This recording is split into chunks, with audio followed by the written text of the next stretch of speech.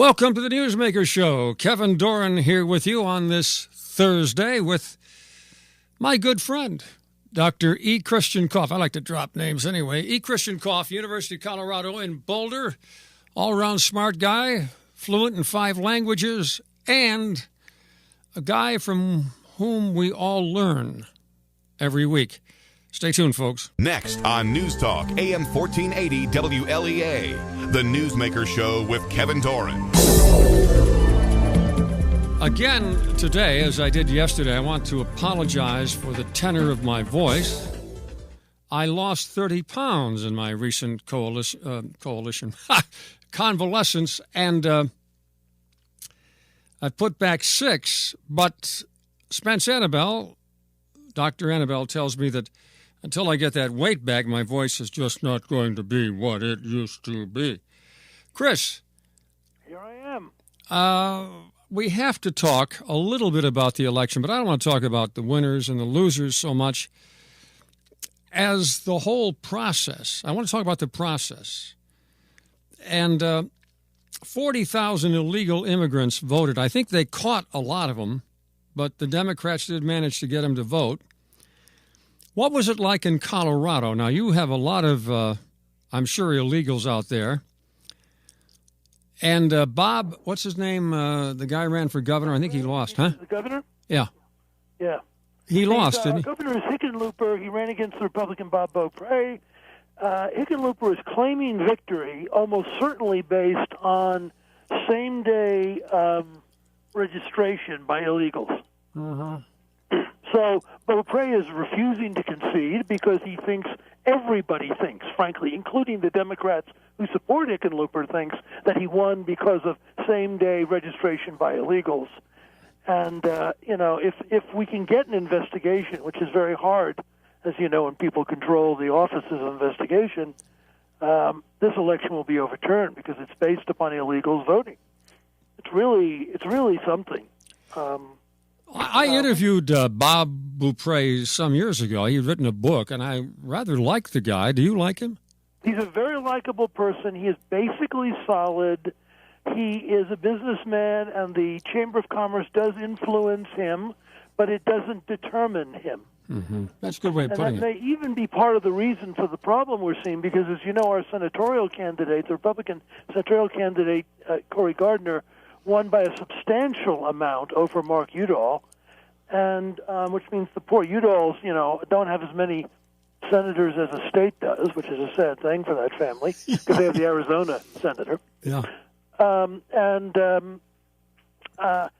Gardner, who is very conservative on many issues, is, however, a very strong Chamber of Commerce person. And Beaupre listens to the Chamber of Commerce and is sympathetic to them, but he doesn't follow their orders.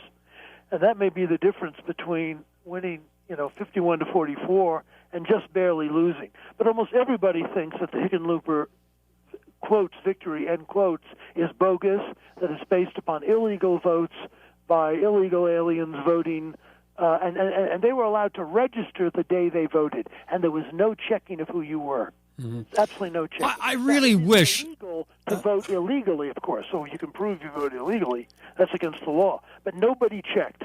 I really wish the Democrats would stop doing that. Now, we know that in Chicago, dead folks have been voting for a long time on the Democratic line, but even despite that, the Republicans were able to pull out Illinois.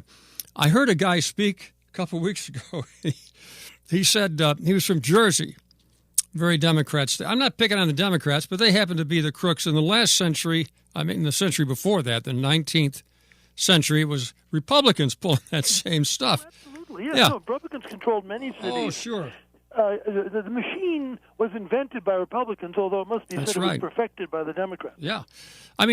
This bogus voting has been going on since the early days of the Republic, but right now it's the Democrats doing it, and probably, now I'm not going to say this is a fact, but there are a lot of people who say probably an awful lot of illegals voted in 2012 for Obama. But anyway, this guy from Jersey was talking about his grandfather. He said he cast his last vote at age 96. Sadly, he died at 58. And that goes on, I'm afraid, in the machine cities like the Democrats control. But nevertheless, who really won? Now, we're in a culture war, folks. Don't ever think it's just about energy and the economy. We're in a culture war, which is probably going to bring the republic down if the bad guys continue to win. So I'm going to ask my good friend, again apologizing for my voice, my good friend Chris Kopff, to explain what is the culture war, what's it all about, and what are the two sides, what are the issues? Well, yeah, I mean, the great the Republican Convention in 1992, Pat Buchanan, who was running, stood up, and instead of talking about economic issues and things like that, he talked about the culture war. Mm-hmm. And the culture war is that the things that sort of function in our society, whether it's rule of law, the economic system, all sets of things, our educational system, function within a cultural context, a context of a certain way of life and a certain cultural background. And it's why we can't just import democracy to Egypt or import democracy into Iraq, because it takes an entire culture that involves way of life, religion, attitude toward the rule of law, this whole set of things that go back to the ancient world where we have both the Greek and Latin classics and the Bible. And you need both of them. This is one of my big themes when I talk to Christian educators, is you need the classical background as well as the Christian. Now, it so happens that our particular version of this, heavily influenced by Northern Europeans who came here and settled this part of the country, and of course, there's corruption. Of course, people do make mistakes, and of course, people are short-sighted. But when you have a certain way of life, that leads to the possibility of consensual institutions, the rule of law, people going along with very relatively little crime in most of the country.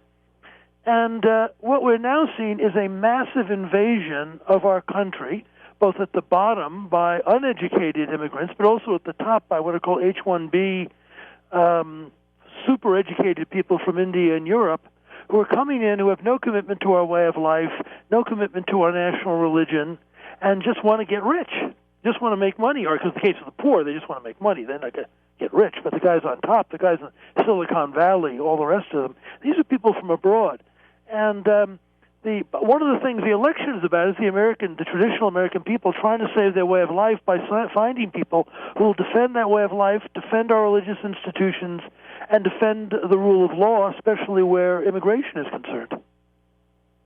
Okay, so you've mentioned that. Also the culture war that Buchanan talked about, the morals of the nation. Now, even in 1992, no one anticipated that state after state after state was going to legalize marijuana for recreational use, which you have in Colorado. Now they're going to have it in Oregon, Washington, D.C. Well, they probably had it in Washington for a long time, huh? Yep, absolutely right. And yes, there are now 3 states which allow the use of marijuana for recreation. Oregon's being very reckless. They ought to wait until Washington and Colorado try the...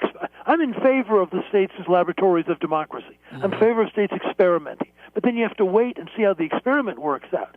And right now, the case of marijuana is very ambiguous.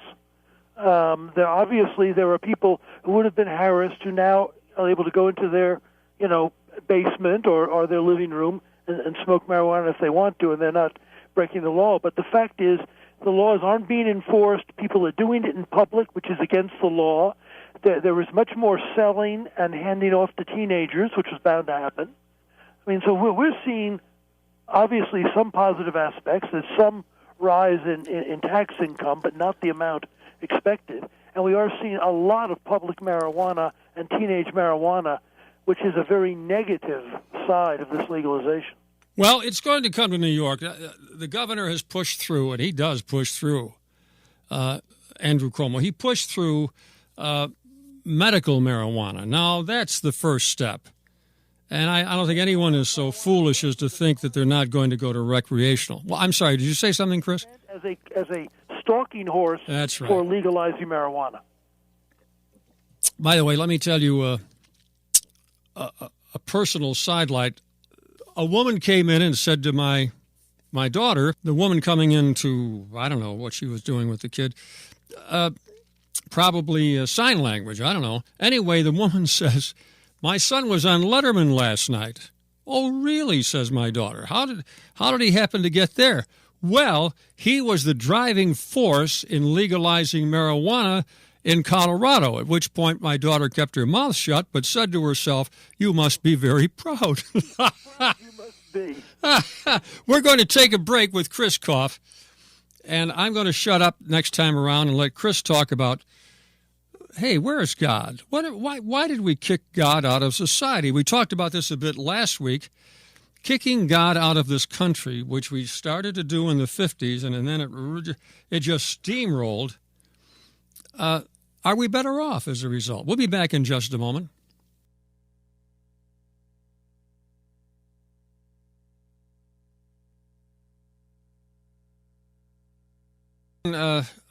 As I've mentioned probably too many times, because of the weight loss, my voice is a couple octaves off, and I'm sure it's difficult for people to listen to that, but what can I do? I put the weight back on, I'll be back into my old normal form. I hurt myself on a commercial, Chris, that was recorded several years ago. I thought, who is that guy? Who's that guy? What a great voice that guy has. He's Yeah, terrific. sounds like me. You gotta hire him.